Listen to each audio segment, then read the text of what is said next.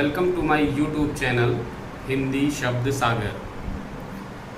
आज हम इंटर के पाठ्यक्रम में संस्कृत खंड में संकलित एक बहुत महत्वपूर्ण पाठ सुभाषित रत्नानी, इसका हिंदी अनुवाद लेकर के आए हैं।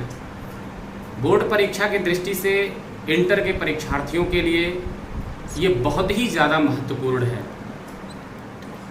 और चूँकि संस्कृत है और संस्कृत को जो परीक्षार्थी होते हैं वो पता नहीं क्यों जैसे घबराते हैं संस्कृत के श्लोकों का अनुवाद करने के लिए, संस्कृत के जो गद्य के पाठ हैं उनका अनुवाद, इन सब में उन्हें घबराहट होती है। इसका सीधा सा कारण ये है कि वो संस्कृत के अनुवाद के नियम भी नहीं जानते हैं और उसमें उनका इंटरेस्ट भी नहीं होता है। लेकिन हमें एग्ज़ाम की दृष्टि से भी और प्राचीनतम भाषा होने के नाते इसका ज्ञान भी लेना आवश्यक है और परीक्षा की दृष्टि से चूँकि महत्वपूर्ण पाठ है ये, इसलिए इसे पूरी तरह से समझना, केयरफुल होकर के देखना, ये सभी इंटर के परीक्षार्थियों के लिए बहुत ही आवश्यक है। आपको हम अभी यह पाठ जो संस्कृत के श्लोक हैं सुभाषित रत्नानी नामक पाठ के, इनका भी हम हिंदी अनुवाद करके आपको दिखाते हैं और आपको लगेगा कि इस पाठ में अब मुझे कोई कठिनाई नहीं है। इसके किसी भी श्लोक के अनुवाद का प्रश्न अगर हमारी परीक्षा में आता है तो निश्चित रूप से हम इसको करने में सक्षम हो जाएंगे। शुरुआत करते हैं इस संस्कृत के पाठ्यक्रम में संकलित सुभाषित रत्नानी नामक पाठ का हिंदी अनुवाद। सुभाषित रत्नानी जो पाठ है वो इंटर की परीक्षा में बहुत ही महत्वपूर्ण है। जहां परीक्षा की दृष्टि से ये बहुत महत्वपूर्ण है, वहां पर एक चीज़ और आप समझ लें कि इसमें जीवन मूल्यों की शिक्षा दी गई है। ये विभिन्न धर्म ग्रंथों से इन श्लोकों को एकत्र किया गया है और जीवन मूल्यों की जहाँ पर इसमें शिक्षा दी गई है, वहीं पर मानवीय संवेदना को जागृत करने के लिए भी इन्हें आत्मसात करना आवश्यक है। आज के भौतिकतावादी युग में तो इनकी और भी ज़्यादा उपयोगिता बढ़ गई है। तो आइए एक एक श्लोक की हम यहाँ पर हिंदी में अनुवाद करके दिखाते हैं। प्रश्न आता है आपके इंटर की परीक्षा में, कोई भी एक या दो श्लोक दे दिया जाता है और उसका संदर्भ सहित हिंदी में अनुवाद पूछा जाता है। आपको हिंदी के जो काव्य से संबंधित पाठ हैं उसका जब आप संदर्भ लिखते हैं तो उसमें आप पाठ का नाम भी दिखाते हैं और कहाँ से लिया गया ये दिखाते हैं, साथ ही उसके रचयिता का नाम लिखते हैं। लेकिन संस्कृत में आपको संदर्भ में बस केवल इतना ही दिखा देना है कि यह जो श्लोक है ये किस पाठ से अवतरित है या किस पाठ से लिया गया है। तो आपको अगर इसका संदर्भ लिखना है किसी भी श्लोक का जो भी आपकी परीक्षा में आए तो उसका आप संदर्भ कैसे दिखाएंगे? आप लिखेंगे कि प्रस्तुत श्लोक हमारी पाठ्य पुस्तक हिंदी के संस्कृत खंड में संकलित सुभाषित रत्नानी नामक शीर्षक पाठ से उद्धृत है, अवतरित है या लिया गया है, जो भी आप लिख दें। अब आइए इसमें एक एक श्लोक में जो कठिन शब्द हैं उनकी हम मीनिंग भी बता देते हैं आपको और उसके बाद आप उसका अनुवाद देखें। भाषासु मुख्या मधुरा दिव्या गीर्वाण भारती तस्या ही मधुरम काव्यम तस्मादपि सुभाषितम। यहाँ पर भाषासु माने भाषाओं में, मुख्या माने मुख्य, मधुरा माने मधुर मीठा, गीर्वाण भारती कहा गया है देववाणी को, और देववाणी हमारी संस्कृत भाषा को कहा जाता है। अर्थात गीर्वाण भारती यहाँ पर देववाणी अथवा संस्कृत भाषा को यहाँ पर कहना है। तस्या माने उसका, मधुरम माने आपको बता दिया मैंने, तस्मादपि यहाँ दो शब्द हैं, तस्मात धन अपि, तस्मादपि, अपि माने भी होता है, सुभाषितम माने सुंदर कथन, सुंदर वचन, सुंदर उक्ति कह लीजिए आप। अब आप इसका हिंदी में अनुवाद देखें कि भाषासु मुख्या मधुरा दिव्या गीर्वाण भारती, यानी भाषाओं में मुख्य है, मधुर है, दिव्य है गीर्वाण भारती अर्थात देववाणी अर्थात संस्कृत भाषा, यानी संस्कृत भाषा सभी भाषाओं में मुख्य है, मधुर है और दिव्य है। दूसरी जो लाइन है उसका आप हिंदी अनुवाद देखें, तस्या ही मधुरम काव्यम, उसका काव्य निश्चित रूप से मधुर है, मीठा है। तस्मादपि सुभाषितम, तस्मादपि सुभाषितम, उसमें भी सुंदर कथन, अर्थात उसका काव्य तो निश्चित रूप से मधुर है, उससे भी सुंदर उसके कथन है। कहने का तात्पर्य ये हुआ। फिर से आप एक बार देख लें कि देववाणी अर्थात संस्कृत भाषा सभी भाषाओं में मुख्य है, मधुर है और दिव्य है।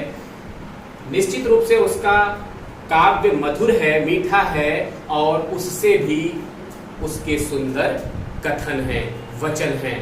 आइए दूसरे श्लोक का अनुवाद करते हैं। संदर्भ अब वही रहेगा, आप किसी भी श्लोक का जब संदर्भ लिखेंगे तो ठीक वैसे ही लिखेंगे। आप यहाँ पर दूसरे श्लोक का अनुवाद देखने से पहले कुछ कठिन शब्द जो है उसकी मीनिंग समझ लें। सुखार्थिना माने सुख चाहने वाला, कुतो माने कहाँ, विद्यार्थिना माने विद्या प्राप्त करने वाला या विद्या चाहने वाला, त्यजेत माने छोड़ देना चाहिए। बाकी और कोई आपको कठिन मीनिंग यहाँ पर नहीं है। आप इसका अनुवाद देखें, सुखार्थिनः कुतो विद्या, कुतो विद्यार्थिनः सुखम। सुखार्थिना अर्थात सुख चाहने वाले को, कुतो माने कहाँ, विद्या, यानी सुख चाहने वाले को, सुख की इच्छा रखने वाले को विद्या कहाँ, और कुतो विद्यार्थिना सुखम, और विद्यार्थिना अर्थात विद्या प्राप्त करने वाले को, कुतो माने कहाँ, सुखम माने सुख, यानी विद्या प्राप्त करने वाले को सुख कहाँ, यानी सुख चाहने वाले को विद्या कहाँ और विद्या प्राप्त करने वाले को सुख कहाँ। दूसरी पंक्ति का, सुखार्थी वा त्यजेत विद्या, वा माने होता है या अथवा, सुखार्थी अर्थात सुख चाहने वाले को, या त्यजेत विद्या, विद्या छोड़ देनी चाहिए, त्याग देनी चाहिए। विद्यार्थी व त्यजेत सुखम, अथवा विद्यार्थी को सुख त्यजेत त्याग देना चाहिए। फिर से आप एक बार देख ले कि सुख चाहने वाले को विद्या कहाँ, विद्यार्थी को सुख कहाँ, सुख चाहने वाले को या तो विद्या त्याग देनी चाहिए अथवा विद्यार्थी को सुख त्याग देना चाहिए। आगे आइए तीसरे श्लोक का अनुवाद करते हैं। जल बिंदु अर्थात जल की बूंद, निपातेन माने गिरने से, क्रमशः माने धीरे धीरे, पूर्यते माने पूरा हो जाता है, भर जाता है, घटः माने घड़ा। स हेतु सर्व विद्यानाम धर्मस्य च धनस्य च। स माने वो, हेतु माने कारण है, सर्व माने सभी, धर्मस्य माने धर्म का, धनस्य माने धन का। आइए इसका हम हिंदी में अनुवाद करते हैं। जल बिंदु निपातेन अर्थात जल की बूंद गिरने से, यानी जल की बूंद बूंद गिरने से, क्रमशः धीरे धीरे, पूर्यते घटा, घड़ा भर जाता है। जल की बूंद बूंद गिरने से जो घड़ा है वो क्रमशः भर जाता है। सह हेतु वही कारण है, सर्व विद्या नाम सभी विद्या का, धर्म का और धन का भी। यानी जिस कहने का तात्पर्य यहाँ पर यह है कि जिस प्रकार जल की बूंद बूंद गिरने से क्रमशः घड़ा भर जाता है, धीरे धीरे घड़ा भर जाता है, वही कारण है, ठीक वही कारण है, अर्थात उसी प्रकार से, यानी हमारे पास उसी प्रकार से धीरे धीरे क्रमशः विद्या भी आती है, धर्म भी आता है और धन भी आता है। इसीलिए कहा गया कि वही कारण है यहाँ पर सब प्रकार की विद्या का, धर्म का और धन का भी। आइए आगे चौथे श्लोक का अनुवाद करते हैं। काव्य शास्त्र विनोदेन कालो गच्छति धीमताम, व्यसनेन च मूर्खाणाम निद्रया कलहेन वा। कठिन शब्द की मीनिंग आप देख ले। काव्य शास्त्र विनोदेन अर्थात काव्य शास्त्र की, विनोद माने हंसी होता है, आनंद कह सकते हैं आप, यानी काव्य शास्त्र की चर्चा रूपी आनंद कह लीजिए आप यहाँ पर। काव्य शास्त्र के चर्चा से जो आनंद प्राप्त होता है। कालो माने समय होता है, गच्छति माने जाता है या व्यतीत होता है आप कह लें यहाँ पर, धीमता माने बुद्धिमानों का, व्यसनेन माने बुरी आदतों में, मूर्खाणाम माने मूर्ख होता है, निद्रया माने सोने में, कलह माने झगड़ा होता है, कलहेन माने लड़ाई झगड़े में, वा माने अथवा या आप कई बार देख चुके हैं वा का यहाँ पर मतलब। आप यहाँ पर इसका अनुवाद देखें कि काव्य शास्त्र विनोदेन कालो गच्छति धीमताम। धीमताम यहाँ पर विद्वानों के लिए कहा गया है, यानी विद्वानों का कालो समय, गच्छति माने जाता है यानी व्यतीत होता है, यानी विद्वानों का समय व्यतीत होता है। किसमें व्यतीत होता है? काव्य शास्त्र विनोदेन, काव्य शास्त्र की चर्चा रूपी विनोद में अर्थात चर्चा रूपी आनंद में, यानी काव्य शास्त्र के चर्चा रूपी आनंद में विद्वानों का समय व्यतीत हो जाता है। अब यहाँ पर मूर्खों का समय कहाँ व्यतीत होता है? दूसरी पंक्ति में बताया गया है। विद्वानों का आपने देखा कि विद्वानों का समय काव्य शास्त्र के चर्चा, हास परिहास, काव्य शास्त्र के हास परिहास में उसके आनंद में व्यतीत होता है। मूर्खों का कहां पर होता है? यहाँ पर बताया गया व्यसनेन चा मूर्खाणाम निद्रया कलहेन वा, यानी मूर्खों का व्यसनेन, चा माने और होता है, और मूर्खों का व्यसनेन माने बुरी आदतों में, निद्रया माने सोने में, कलहेन वा या लड़ाई झगड़े में, यानी उनका मूर्खों का जो समय होता है वो या तो बुरी आदतों में बीतता है या सोने में बीत जाता है या लड़ाई झगड़े में बीत जाता है। जबकि पहली लाइन में आपने देखा जो विद्वान होते हैं उनका समय काव्य शास्त्र की चर्चा रूपी आनंद में व्यतीत हो जाता है। आगे आइए, यहाँ पर 5वें श्लोक में ना चौरहार्यम ना चा राजहार्यम ना भ्रातृभाज्यम ना चा भारकारी व्यये कृते वर्धत एव नित्यम विद्याधनम सर्वधन प्रधानम। विद्या का जो धन है वो सर्वधन प्रधान है, ये सब लोग जानते हैं कि नॉलेज इज पावर कहा गया है। और उसके बारे में यहाँ पर आप देखें कि श्लोक में चोर, यहाँ चोर को कहा गया है। आहार्यम माने आहरित कर लेना अर्थात ले लेना, चोरी कर लेना या छीन लेना, जो भी कह लीजिए आप। राज यानी राजा, आहार्यम माने राजा के द्वारा छीन लेना। भ्रातृभाज्यम, भ्रातृ माने भाई, भाज्यम माने बंटवारा। भारकारी माने भार स्वरूप, बोझ स्वरूप। व्यय कृते अर्थात व्यय करने पर, व्यय करने का मतलब खर्च करने पर। वर्धत माने बढ़ता है, एवं माने ही, नित्यम माने रोज। विद्याधनम विद्या का धन, सर्वधन प्रधानम सभी धनों में प्रधान। आप इसका संस्कृत में आप हिंदी में अनुवाद देखें। ना चोर हार्यम, ना चोर चुरा सकता है। किसको बात हो रही है? विद्याधन की यहाँ पर, यानी विद्या का जो धन है, विद्या रूपी जो धन है उसे ना चोर चुरा सकता है। ना चा राजहार्यम, ना चा माने और, ना माने नहीं, और ना ही राजा छीन सकता है। ना भ्रातृभाज्यम, ना भाई बंटवारा कर सकता है, और तमाम सारी संपत्ति है उसको राजा भी छीन सकता है, चोर चुरा भी सकता है, और भाई अपने हिस्से का बंटवारा भी कर सकता है। लेकिन विद्या का जो धन है उसके बारे में ना तो चोर चुरा सकता है, ना राजा छीन सकता है, ना भ्रातृभाज्यम अर्थात ना भाई बंटवारा कर सकता है, ना चा भारकारी, और ना ही वो भार स्वरूप है अर्थात बोझ स्वरूप है।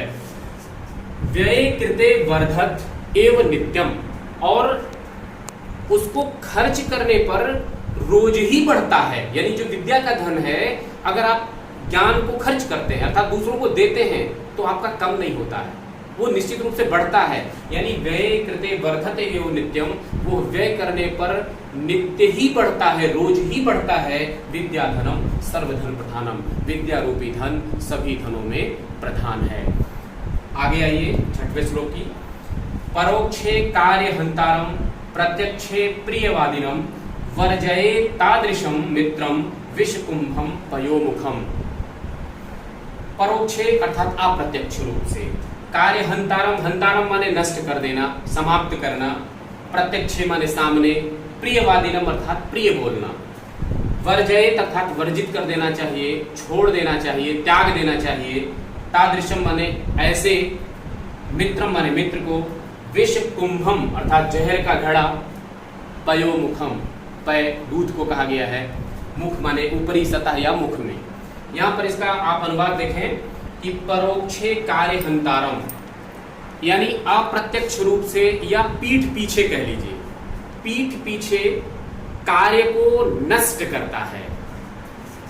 और प्रत्यक्षे प्रियवादिनम, और प्रत्यक्षे सामने आने पर प्रियवादिनम मीठा बोलता है।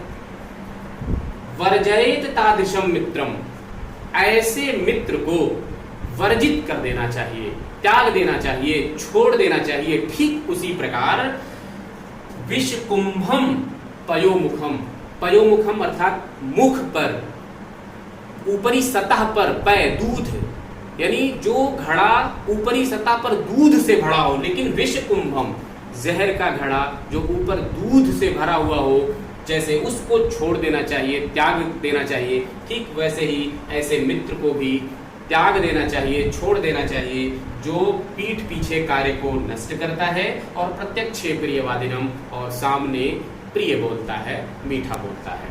आगे आइए, 7वें श्लोक का अनुवाद हम दिखाते हैं।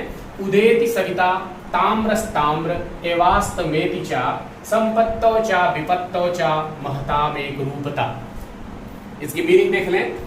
उदेति माने उदित होता है या उदित होते समय, सविता माने सूर्य होता है, ताम्र यहाँ पर तांबे के कलर का अर्थात लाल कलर का, अस्त माने अस्त होना, संपत्तो अर्थात संपत्ति में, विपत्तो माने विपत्ति में, चा माने और होता है, महताम माने महान पुरुष, एक रूपता माने एक समान।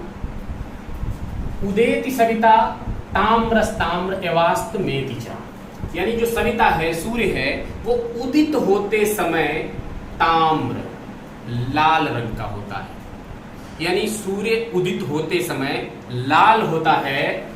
और ताम्र एवास्तमेति चा, और लाल होता है अस्त होते समय में, यानी सूर्य उदित होने पर भी लाल होता है और अस्त होने के समय भी लाल होता है, दोनों समय एक समान होता है।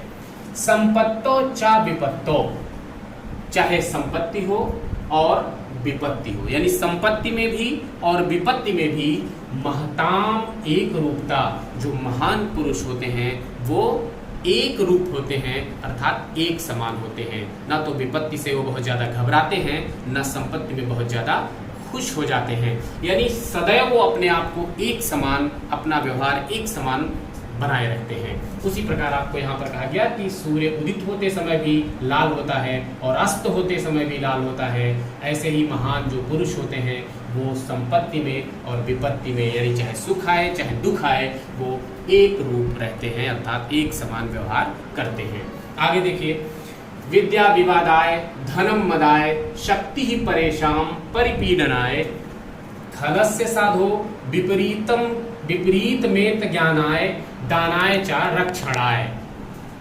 यहाँ पर विद्या विवादाय, विवादाय माने विवाद के लिए, मदाय माने मद के लिए, परेशान माने दूसरों के, परिपीडनाय अर्थात पीड़ा पहुंचाने के लिए, खलस्य माने दुष्ट, दुष्ट का, साधो उसके विपरीत हुआ, साधो संत, विपरीत माने उल्टा, दानाय अर्थात दान के लिए, और रक्षणाय माने रक्षा के लिए। यहाँ पर इसका अनुवाद देखें कि विद्या विवादाय धनम मदाय शक्ति परेशान परिपीडनाय। किसके बारे में कहा गया है? खलस के बारे में यहाँ पर कहा गया है। खलस अर्थात दुष्ट का, यानी जो दुष्ट की विद्या है वो किसके लिए है? विवादाय, विवाद के लिए।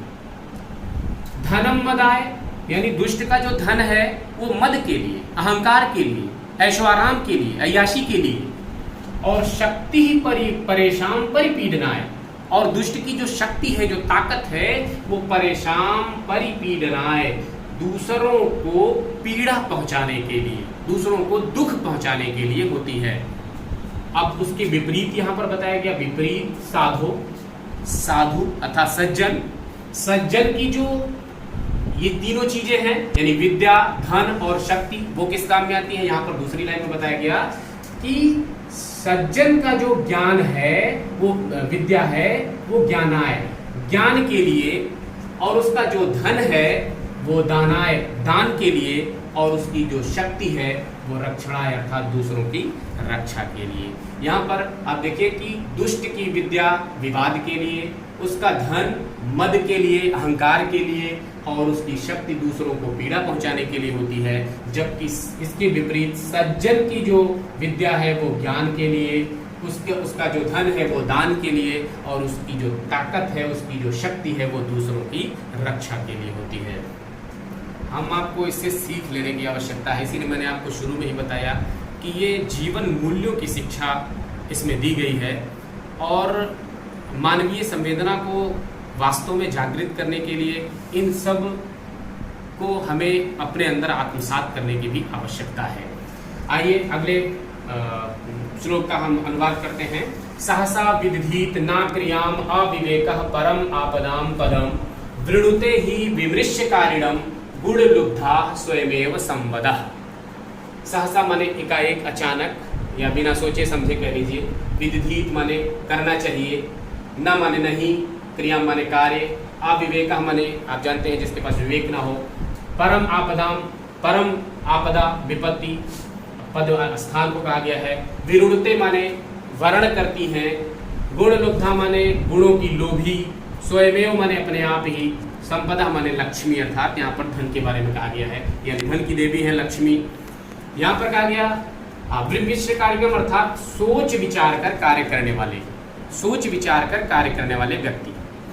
सहसा विदधीत ना क्रियाम, यानी सहसा विदधीत ना क्रियाम, हमें बिना सोचे विचारे कार्य नहीं करना चाहिए, यानी कोई भी कार्य बिना सोचे विचारे नहीं करना चाहिए। अविवेकः परम आपदाम पदम, क्योंकि जो अविवेक होता है, अज्ञान होता है, ये परम आपत्ति का स्थान होता है, परम आपत्ति का कारण होता है। दृढ़ते माने वर्ण करती हैं, स्वयमेव अपने आप ही संवदः, यानी लक्ष्मी उसका स्वयं वर्ण करती है, और वो क्या है, गुणों की लोभी हैं। विमृश्य कारिणम, यानी जो सोच विचार करके कार्य करते हैं, ऐसे व्यक्तियों का गुणों की लोभी लक्ष्मी स्वयं ही वर्ण करती हैं, अर्थात अपने आप ही उसके पास चली आती हैं, जो व्यक्ति सोच विचार करके कार्य करता है। आगे आइए, वज्रादपि कठोराणि मृदूनि कुसुमादपि लोकोत्तराणाम चेतांसि को नु विज्ञातुम अर्हति। वज्रादपि, वज्र बहुत कठोर चीज को कहा गया है, अपि माने भी, मृदूनि कोमल को कहा गया है, कुसुम माने पुष्प होता है, लोकोत्तराणाम यानी असाधारण, लोकोत्तर, चेतांसी अर्थात चित्त को, हृदय को माने कौन, विज्ञातुम अर्हति माने जान सकता है, जानने योग्य हो सकता है। यहां पर कहा गया कि वज्रादपि कठोराणि और मृदूनि कुसुमादपि, यानी वज्र से भी अधिक कठोर और पुष्प से भी अधिक कोमल, मृदून।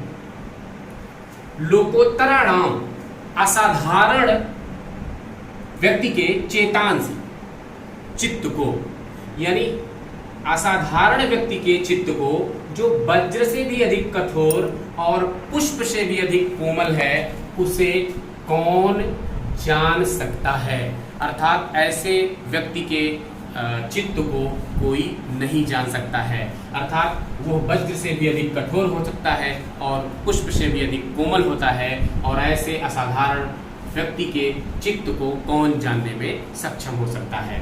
फिर यहाँ पर आइए, प्रीडाति यह सुचरितः पितरम सपुत्रो यद भर्तुरेव हितम इच्छति तत्कलत्रम तन मित्रम आपदि सुखे चा समक्रियम यद एतत्रयम जगति पुण्यकृतो लभन्ते। आप इसका अर्थ समझ ले कठिन शब्दों का।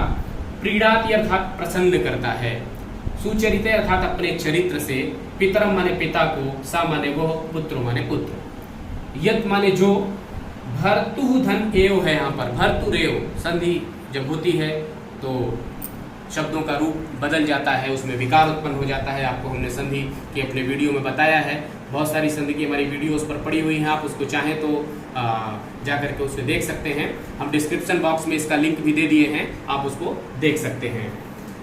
भर्तु एव, एव माने ही होता है, भर्तु यहाँ पर पति को कहा गया है। हितम इच्छति अर्थात हित चाहती है, तत् माने वह, कलत्रम माने स्त्री अर्थात पत्नी यहाँ पर। तन मित्र आपदि, यानी आपदि माने आपत्ति में और सुखे माने सुख में, तत् माने वह, मित्र माने मित्र।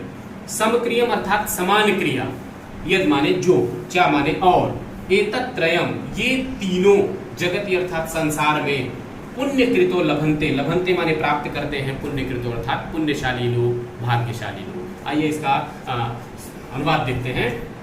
प्रीणाति यह सुचरितः पितरम सपुत्रो, यानी यह माने जो, जो प्रसन्न करता है अपने चरित्र से पिता को, वह पुत्र, यानी जो पुत्र अपने चरित्र से पिता को प्रसन्न करता है।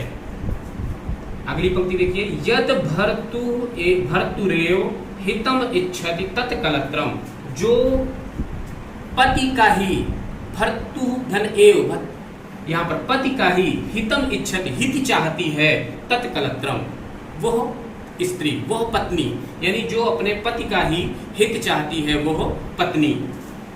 तन मित्र आपदम, वह मित्र जो आपदि में यानी विपत्ति में और सुख में, यानी चाहे सुख हो चाहे दुख हो, समक्रियम यद, जो समान क्रिया करता है अर्थात समान व्यवहार करता है, यानी चाहे सुख हो चाहे दुख हो, दोनों में जो समान क्रिया करता है, समान व्यवहार करता है, वह मित्र। एतत्त्रयम जगति पुण्यकृतो लभन्ते, ये तीनों यानी वो पुत्र, वह पत्नी और वह मित्र, जो आपको अभी हमने अनुवाद में बताया, ये तीनों संसार में पुण्यकृतो लभन्ते, भाग्यशाली लोग ही प्राप्त करते हैं। अर्थात जो पुत्र अपने चरित्र से पिता को प्रसन्न करता है, जो पत्नी हर प्रकार से अपने पति की ही हित चाहती है, और जो मित्र अपने चाहे विपत्ति पड़े चाहे सुख पड़े समान व्यवहार करता है, ऐसी इन तीनों को यहाँ पर कहा गया है कि ये तीनों संसार में भाग्यशाली लोग ही प्राप्त करते हैं। आइए अगले श्लोक की व्याख्या आप हिंदी में अनुवाद देखें। व्यतिसज्जति पदार्था आनंतरः को अपि हेतु न खलु बहिरूपाधीन प्रीतयः संश्रयन्ते विकसति ही पतंगस्योदयं पुंडरीकः पुंडरीकम द्रवति चा हिमरश्म औ उद्गते चंद्रकांतः। यहाँ पर व्यतिसज्जति माने मिलाता है, पदार्थ माने पदार्थ को, आनंतर माने आंतरिक, कोअपि यानी कोई भी, आंतरिक, हेतु माने कारण, ना माने नहीं, खलु माने निश्चित रूप से, बहिरूपाधीन अर्थात बाहरी कारणों पर, प्रीतयः माने प्रेम, संश्रयन्ते माने आश्रित होता है, विकसति माने विकसित होता है, पतंग यहाँ पर सूर्य को कहा गया है, उदित होना, पतंगस्योदय अर्थात सूर्य के उदित होने पर, पुंडरीकम माने कमल, द्रवति माने द्रवित होता है, पिघलता है, चंद्रकांता एक चंद्रकांता एक मणि है जो यहाँ पर जब चंद्रमा निकलता है तो उससे निकलती है चंद्रकांता मणि, हिमरश्म औद्गते अर्थात चंद्रमा के उत्पन्न होने पर। यहाँ पर आपको ये 13वां श्लोक है पाठ में, कुछ और एक दो श्लोक छूट गए हैं, उसको बाद में हम आपको वीडियो नेक्स्ट पार्ट बना करके हम बता देंगे। व्यतिसज्जति पदार्थ आनंतरः को अपि हेतु, यानी मिलाता है पदार्थों को आंतरिक कोई कारण, यानी कोई आंतरिक कारण ही पदार्थों को आपस में मिलाता है, कोई बाहरी कारण नहीं, कोई आंतरिक कारण ही पदार्थों को मिलाता है। ना खलु बहिरूपाधीन, यानी बाहरी कारणों पर, ना माने नहीं, खलु माने निश्चित रूप से बाहरी कारणों पर आश्रित नहीं होता है। कौन? प्रीतया, यानी प्रेम बाहरी कारणों पर आश्रित नहीं होता है, पदार्थों को कोई आंतरिक कारण ही मिलाता है। विकसत ही पतंगस्योदय पुंडरीकम, जैसे कि जब सूर्य उदित होता है, अर्थात पतंगस्योदय, पतंग के उदित होने पर, सूर्य के उदित होने पर ही कमल विकसित होता है, कमल खिलता है। आप और किसी चीज का प्रकाश डाल दें, कमल नहीं खिल सकता। क्यों? क्योंकि उसका आंतरिक कारण वही है कि सूर्य की जब उस पर किरण पड़ेगी तभी वो विकसित होगा। अर्थात उसका जो कारण है वो यही है कि पतंगस्योदय पुंडरीकम, सूर्य के उदित होने पर ही कमल विकसित होता है और चंद्रकांता जो मणि है वो द्रवित होती है हिम रश्म औदगते, यानी चंद्रमा के उदित होने पर ही चंद्रकांता मणि द्रवित होती है अर्थात पिघलती है। तो इस प्रकार आपको मैंने सभी महत्वपूर्ण श्लोक जो सुभाषित रत्नावली पाठ में हैं, जो आपकी परीक्षा की दृष्टि से बहुत ही महत्वपूर्ण है, उनका सबका आपको मैंने हिंदी में अनुवाद दिखा दिया है। आप अगर हमारे इस चैनल पर नए हैं तो हमारे इस चैनल हिंदी शब्द सागर को आप अवश्य सब्सक्राइब कर लें और वीडियो पसंद आती है उसे लाइक भी करें, बेल आइकन दबा लें ताकि अगली जब वीडियो हम अपलोड करें तो आपको उसकी नोटिफिकेशन मिल जाए। फिर मिलते हैं अगली वीडियो में, तब तक के लिए धन्यवाद।